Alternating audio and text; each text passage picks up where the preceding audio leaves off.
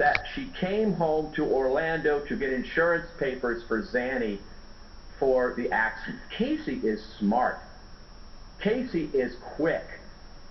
It is absolutely amazing how nimble Casey Anthony's mind is in the ability to come up with an appropriate and believable lie in an instant. She's impressive. But again, it allows her to extend this absence.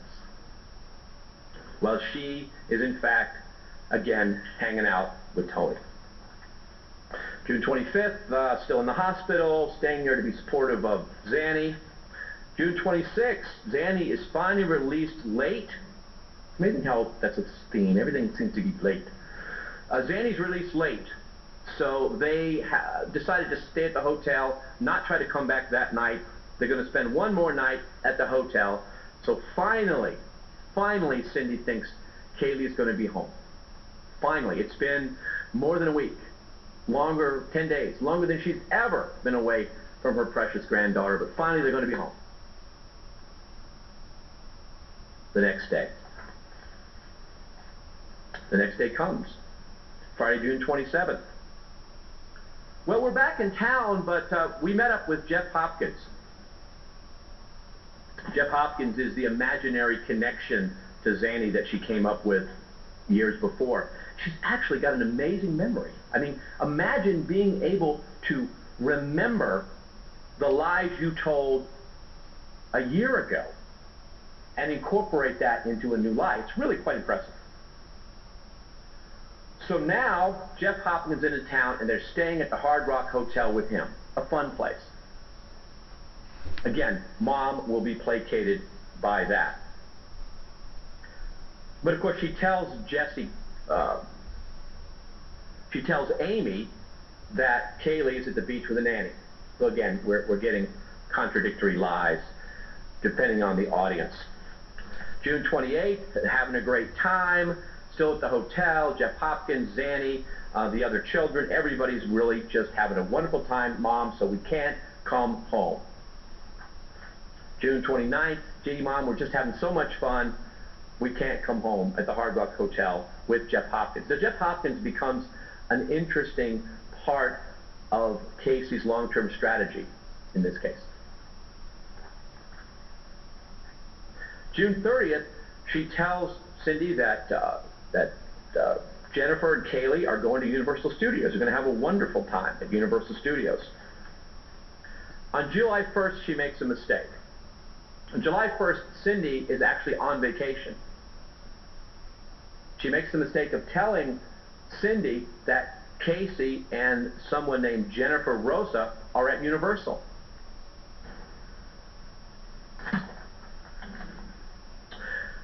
Cindy actually goes to Universal, calls Casey on the phone because she wants to see her granddaughter. I'm sorry, that's July 3rd. July 3rd, we're at a character breakfast. Great thing for Kaylee, she's having a wonderful time. Cindy actually tries to go and see her. She arrives at Universal Studios, calls Casey and says, I'm here, I'm ready to see my granddaughter. Oh, no, we're in Jacksonville. We're with Jeff Hopkins in Jacksonville. Now remember, Jeff Hopkins, the backstory of Jeff Hopkins is that he's a wealthy friend of hers that she has some romantic interest in, who conveniently lives out of town. Oh, you know, we were going to be at the character breakfast, but now we are in Jacksonville with Jeff Hopkins. This is the beginning, I would submit to you, of Casey's long-term strategy for how to deal with Cindy, because you have to have one. Remember Timer 55? Timer 55 is the password that Casey created for her MySpace and Facebook accounts. And there were two references by Casey to Timer 55.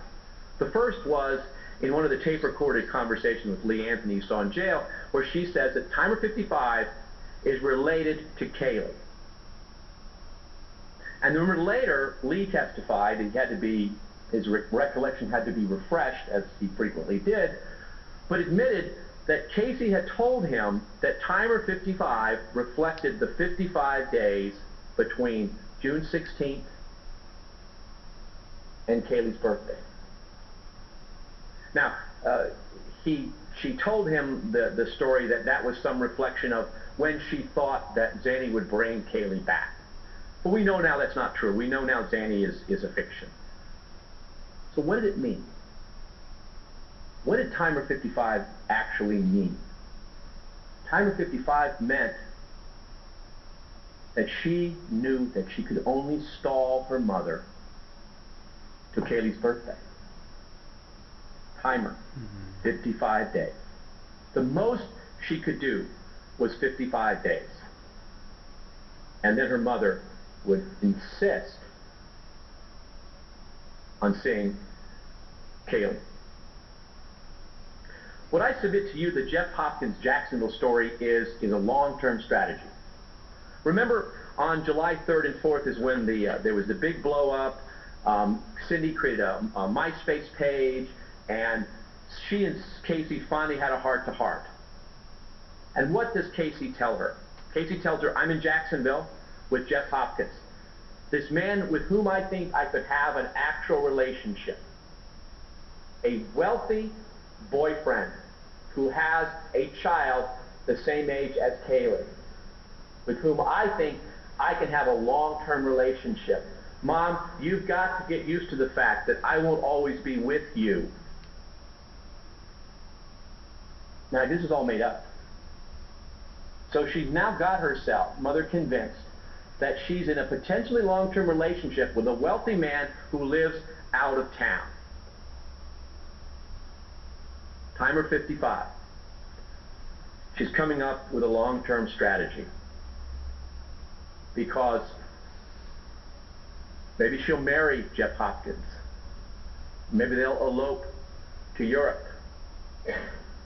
She could extend that 55 days for months.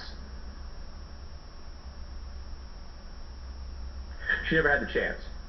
July 5th, she tells Cindy that her car is being fixed in Jacksonville, that she'll return on the 12th, that she's staying with Jeff Hopkins and his mother.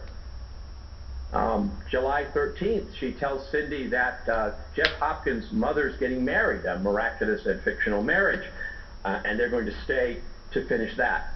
Well, in fact, she's just hanging out with her friends. Now, the July 3rd conversation did back Cindy off. Cindy was largely leaving her alone after that. Until July 15th. On July 15th, all hell breaks loose. Because they got the car. I would submit to you, had they not gotten this car, I would submit to you, based on the evidence, that Casey would have continued this story at least to Kaylee's birthday and probably beyond. For as long as she could.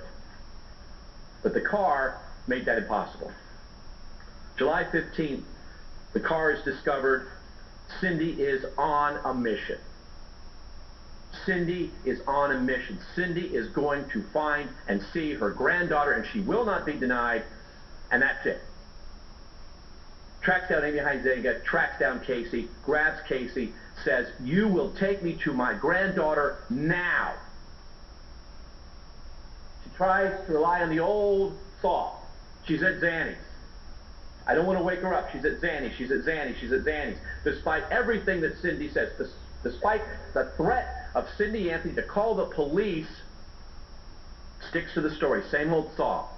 Zanny, Zanny, Zanny, Zanny, Zanny, Zanny. Until finally, her brother, Lee Anthony, says to her, okay, let's play this out. I'm the police officer and you're you. Ms. Anthony, take me to your granddaughter. No, she's sleeping. Take me to your granddaughter, your daughter. And convinces her of the reality that this story simply will not stand. Cannot survive. Your lie will not succeed. And in a pattern which you will see repeated in the face of a lie that simply cannot stand.